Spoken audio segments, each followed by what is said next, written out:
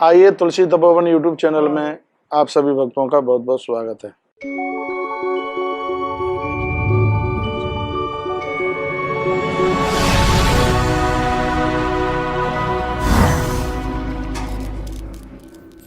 हमारे आपके अंदर ऊर्जा बढ़े, विवेक बढ़े, शक्ति बढ़े, तो ये देवताओं के अर्चन करने से सब प्राप्त होता है। पहले के लोग तप करने के लिए वन में चले जाते थे। तप क्या था? वो सात्विक ऊर्जा लेकर के आते थे। चाहे तो कोई युद्ध करे, चाहे संसार का भरण पोषण करे, सबके लिए तपस्या की जरूरत है। पांडवों का 12 वर्ष का जो वनवास था वो क्या है? राम जी का 14 वर्ष का वनवास है वो क्या है? राम जी 3 दिन पहले चले जाते रावण को जीतने के लिए। 14 साल पहले से क्यों गए? रावण को जीतने के लिए 14 वर्ष राम ने तप करके ऊर्जा बढ़ाई, शक्ति बढ़ाई।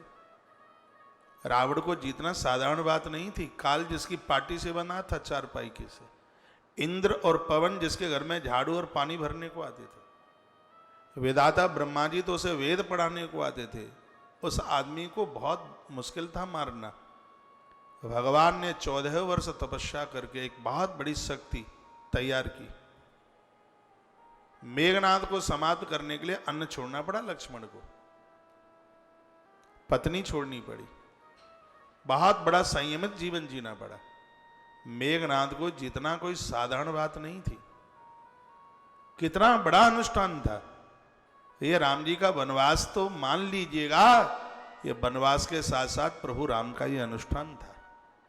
और इस अनुष्ठान के प्रभाव से ही प्रभु श्री राम जी रावण के ऊपर विजय प्राप्त कर पाए। और यही बात पांडवों के लिए हुई है। पांडवों का 12 वर्ष का जो वनवास और 1 वर्ष का जो अज्ञातवास है, जो पूरे 13 वर्ष लगे। 12 वर्ष तुमने जो तपस्या की है, 13वें वर्ष में उसका परीक्षण था। 12 साल तप करने के बाद तुम इतने आपे में बाहर तो नहीं निकल गए हो, इतने अहंकारी अभिमानी तो नहीं बन गए हो। ये 13वें वर्ष में उसका परीक्षण था। इतनी तपस्या करने के बाद भी तुम्हें रसोइया बनने में दिक्कत नहीं है, तो इसका मतलब है तुम्हारा तप प्रभावी हो गया है। भीम रसोइया बन गए ना। 12 साल की तपस्या के बाद इतना बड़ा कितना तप इकट्ठा हुआ, और 12 वर्ष के तप के तत्पश्चात भी तुम्हें रसोइया, बल्लभ रसोइया बने भीम।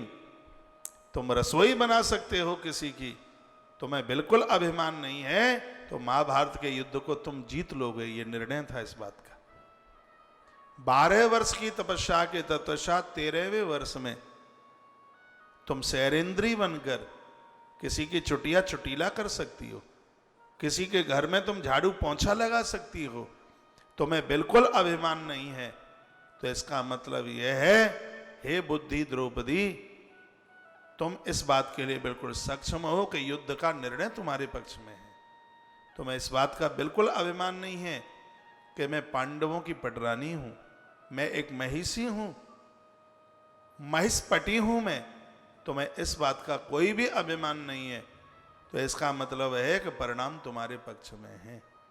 12 वर्ष की तपस्या के बाद नकुल और सहदेव को गौशाला और घुड़शाला में गैया का गोबर और घोड़ी की लीद उठाने में कोई शर्म नहीं है, कोई दिक्कत नहीं है। तो तुम जैसे निरअहंकारी वीर ही संसार को जीत पाते हैं। ये 13वें वर्ष में ये निर्णय था। 12 वर्ष की तपस्या के बाद तुमने अपनी इंद्रियों को इतना जीत लिया है। विराट राजा अपनी पुत्री को तुम्हें देना चाहता है। उस जमाने में विराट कन्या अति सुंदर थी। उसकी सुंदरता को देख करके, हे अर्जुन, तुम्हारे ऊपर कोई फर्क नहीं पड़ता, तो कर्ण की छाती को चलनी तुम ही कर सकते हो, ये और किसी की हिम्मत की बात नहीं है। ये 12 वर्ष की तपस्या, ये महाभारत के युद्ध को जीतने के लिए खुलने वाले रास्ते थे, दरवाजे थे। मैं एक बार पुनः निवेदन करूंगा, चाहे आप संसार का वर्ण कर रहे हों, चाहे आप संसार के साथ युद्ध कर रहे हों, परिवार चला रहे हों, उसके लिए तप की जरूरत है, उसके लिए तपस्या की जरूरत है। देवता भी तप करते हैं। धरती टिकी है शेष के ऊपर, तो इसमें तप है। नारायण पालन कर रहे हैं तो तप है। और ये भी सुन लीजिए, शिव यदि जीव का कल्याण कर रहे हैं तो तप है। तप बल शंभु करहि संघारा, तप बल शंभु करहि संघारा, तप बल शेष सहे महिवारा। तप बल शंभु करहि संघारा, तप बल शेष सहे महिवारा। तप बल शंभु करहि संघारा, तप तप बल शेष सहे महिवारा। तप के बिना कुछ भी नहीं होता। तो मैं आग्रह पूर्वक आप सभी भक्तों को निवेदन करना चाहूंगा, ये कथा हमारे और आपके लिए, जीवन को संयमित बनाइए। जगने के समय पर जागिए, सुबह भोर में जागिए, थोड़ा प्राणायाम कीजिएगा, स्नान कीजिए, भगवान के मंदिर में बैठिए, पूजा कीजिए, खिड़कियां खोलिए। मंदिर ऐसी जगह पर ना हो जहां रोशनी ही ना आवे, खिड़कियां खुली। घर में ऐसी व्यवस्था हो सूर्य भगवान की सीधे किरणें अंदर आवे। बहुतों के घर में तो भगवान सूर्य देवता की किरणें अंदर एंट्री नहीं ले पाती हैं। वास्तु भी कहता है कि ढंग से मकान बनाइए कि उसमें रोशनी आवे।